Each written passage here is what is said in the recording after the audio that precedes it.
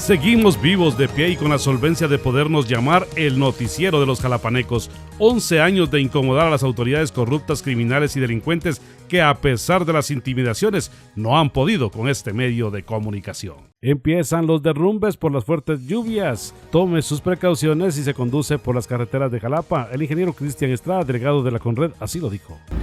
Sí, definitivamente en las últimas lluvias fuertes que tuvimos acá en el departamento, se dieron varios derrumbes de pequeños, medianos magnitudes.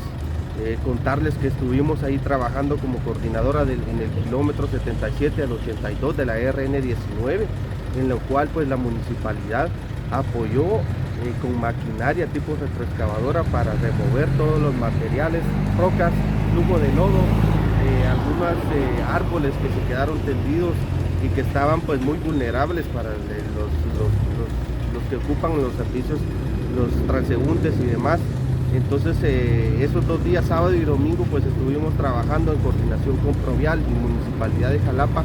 Agradecer también al señor alcalde por su buena disposición, y se retiraron alrededor de 400 metros cúbicos de material en todos estos kilómetros, ¿verdad? Entonces es de recomendar también a la población que si horas de la noche pues no tienen alguna emergencia y está lloviendo, evitar salir, ¿verdad? Porque esa área siempre es muy vulnerable al tema de derrumbes.